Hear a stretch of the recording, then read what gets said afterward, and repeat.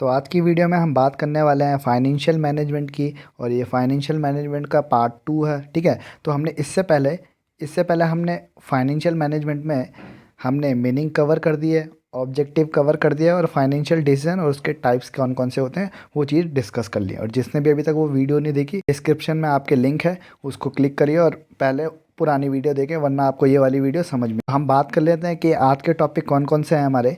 आज हम पढ़ने वाले हैं वर्किंग कैपिटल के बारे में और कौन कौन से फैक्टर हैं जो वर्किंग कैपिटल को अफेक्ट करते हैं, और फिक्स कैपिटल के बारे में पढ़ेंगे, और फैक्टर अफेक्टिंग फिक्स कैपिटल के बारे में पढ़ेंगे, और लास्ट हम पढ़ेंगे फाइनेंशियल प्लानिंग होती क्या है।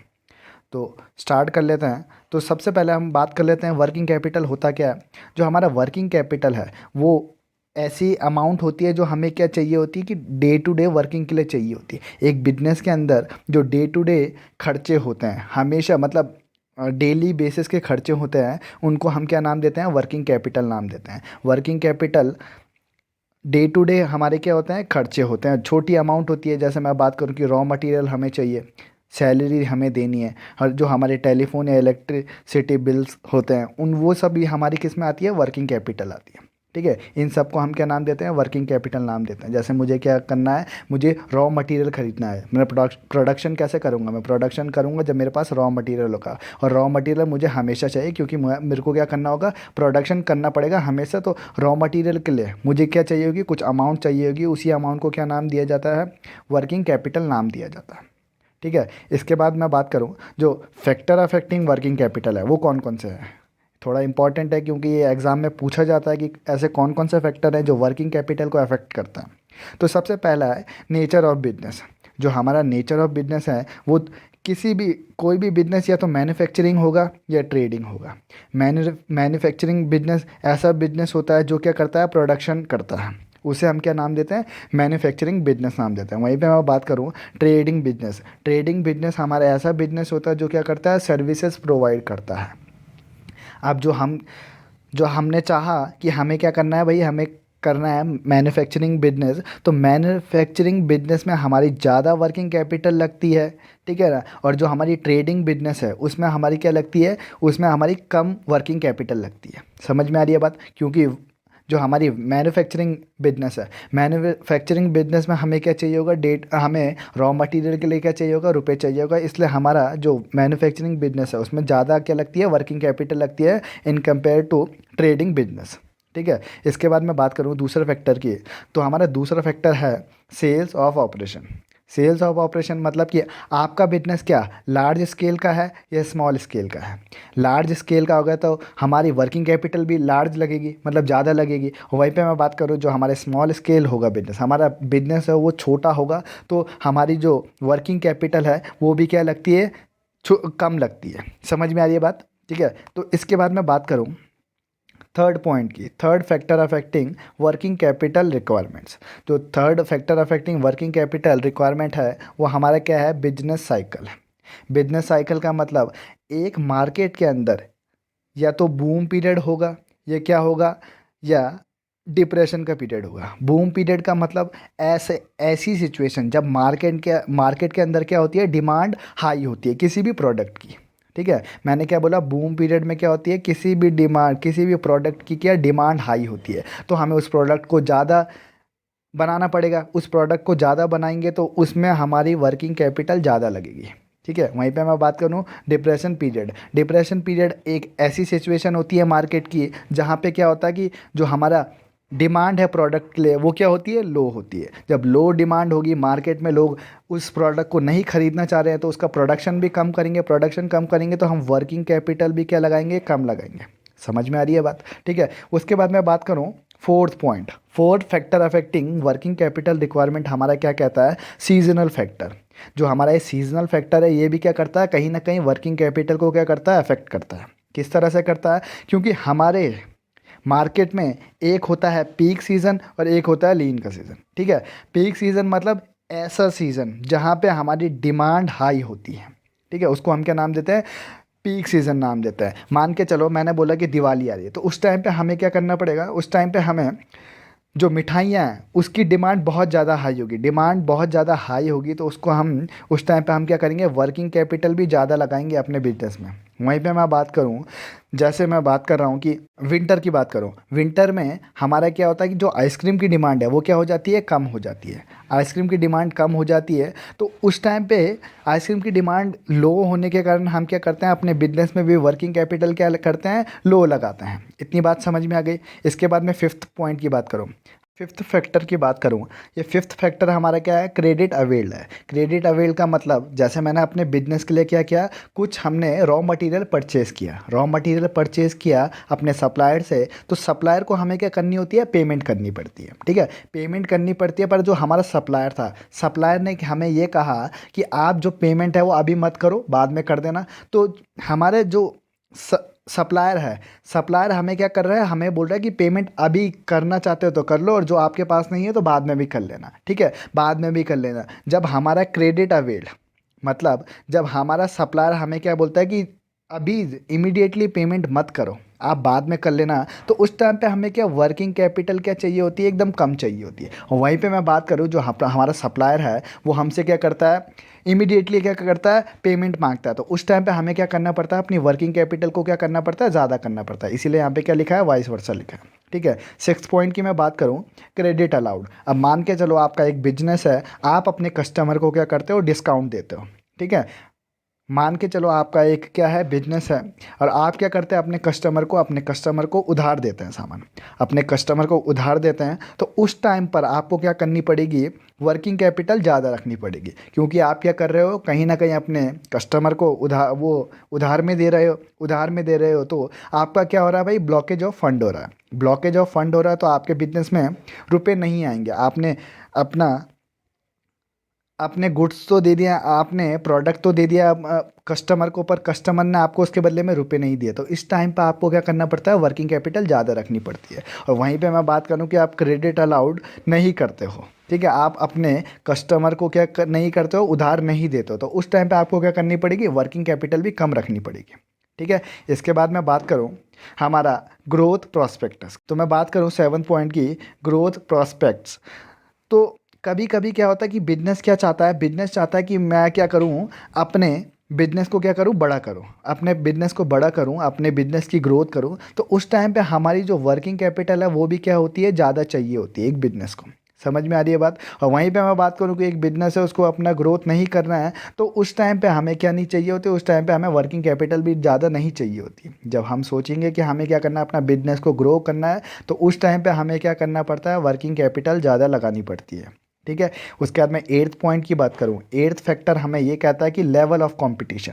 लेवल ऑफ कंपटीशन भी एक ऐसा फैक्टर है जो क्या करता है, हमारे वर्किंग कैपिटल को क्या करता है, अफेक्ट करता है। अब किस तरह से करता है, अब मैं बोलूँ, मार्केट में हमारा कंपटीशन क्या हो रखा है, बहुत हाई हो रखा है।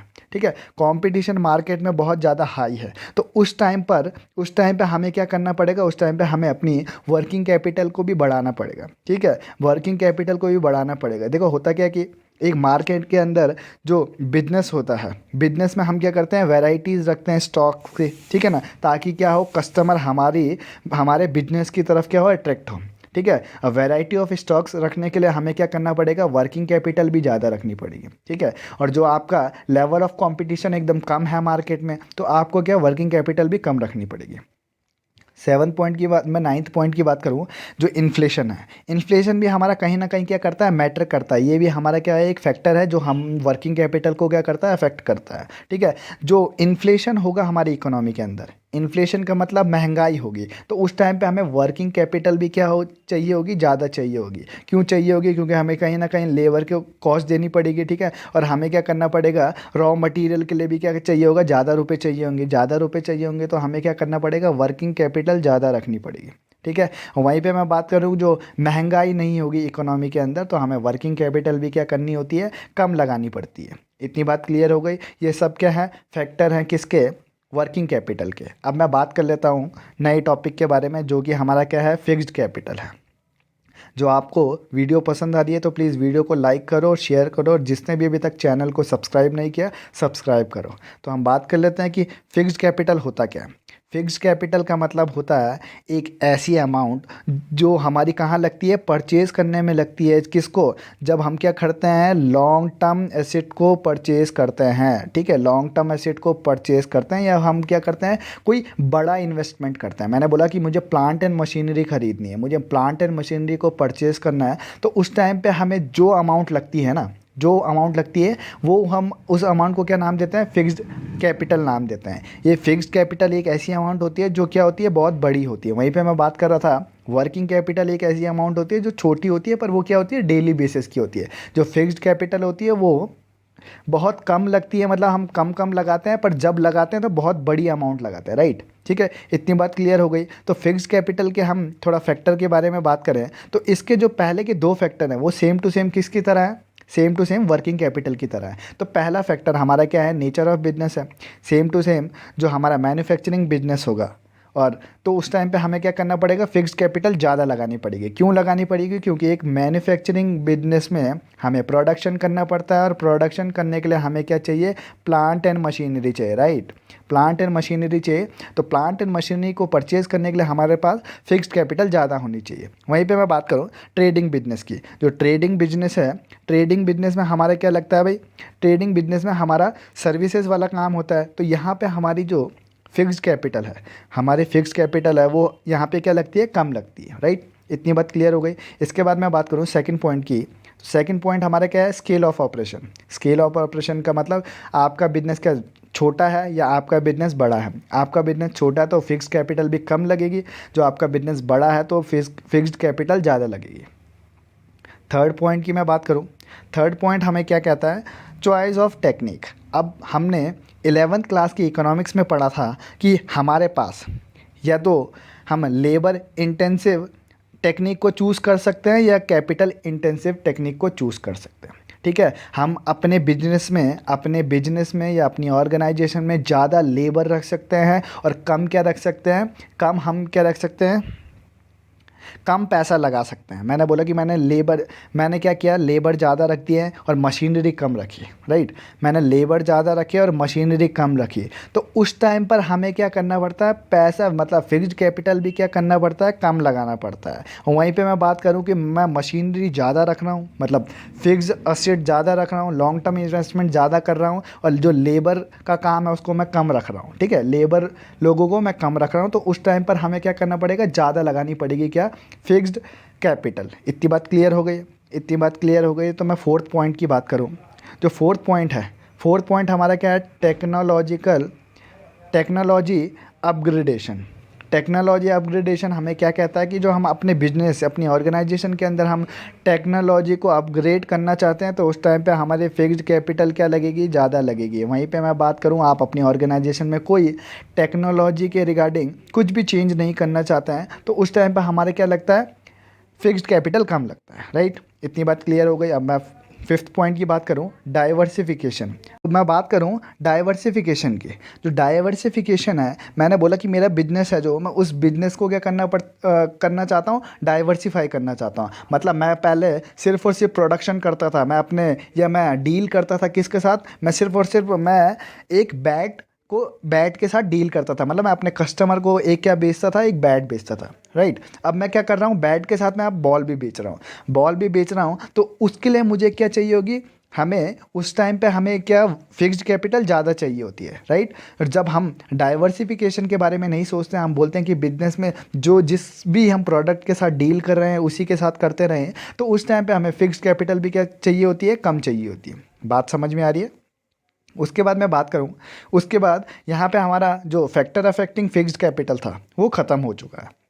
अब मैं बात कर लेता हूँ फाइनेंशियल मैनेजमेंट, फाइनेंशियल प्लानिंग की। अब ये फाइनेंशियल प्लानिंग कभी कभी आपको 4 नंबर में पूछ लेता है या कभी कभी 2 नंबर में पूछ लेता है कि फाइनेंशियल प्लानिंग होता क्या है। फाइनेंशियल प्लानिंग का मतलब होता है जब हम हमारी ऑर्गेनाइजेशन प्रिपेयर करे एक फाइनेंशियल ब्लूप्रिंट, ठीक है ना। क्या करती है, फाइनेंशियल ब्लूप्रिंट को क्या करती है, प्रिपेयर करती है, ताकि हमारे फ्यूचर ऑपरेशन के बारे में हम अभी अपनी कॉपी पर लिख पाएँ, ठीक है। मैंने बोला कि मुझे फ्यूचर में क्या क्या चीज़ करनी है, उन चीज़ों को मैं अभी अपनी बुक में नोट डाउन कर रहा हूँ, तो उसी को क्या नाम दिया जाता है, फाइनेंशियल प्लानिंग नाम दिया जाता है। मैंने बोला कि मुझे फ़ंड कहाँ से अरेंज करना है, ठीक है ना, मुझे किस तरह से एक्वायर करना है फंड्स, ठीक है, मुझे मैंने काम किस तरह से करना है, ठीक है, मैंने इन्वेस्टमेंट कहाँ कहाँ करनी है, ये सब चीज़ें मैं अभी अभी मैं अपनी नोटबुक में क्या कर रहा हूँ, लिख रहा हूँ। कब की ये सब होंगी, कब ये सब होंगी, फ्यूचर के रिगार्ड, ठीक है, फ्यूचर में होगी, फ्यूचर में होगी, ठीक है, होना वो उसने फ्यूचर में है, पर मैं अभी से क्या कर रहा हूँ, प्लानिंग कर रहा हूँ। तो इसी को क्या नाम दिया जाता है, फाइनेंशियल प्लानिंग नाम दिया जाता है। फाइनेंशियल प्लानिंग एक क्या है, फाइनेंशियल ब्लूप्रिंट है। मतलब हम फ्यूचर की चीज़ों को अभी से नोट डाउन कर रहे हैं ताकि हम क्या कर पाएँ, अच्छे से एक्विजिशन कर पाएँ फंड्स का, ठीक है ना, और हम अच्छे से क्या कर पाएँ, यूटिलाइजेशन कर पाएँ, अच्छे से अरेंज कर पाएँ, ठीक है ना। ऐसा ना हो कि हमारे पास शॉर्टेज पड़ जाए फंड की। इतनी बात क्लियर हो रही है। तो हम थोड़ा से ऑब्जेक्टिव के बारे में बात कर लेते हैं। ऑब्जेक्टिव कौन कौन से होते हैं हमारे फाइनेंशियल प्लानिंग के।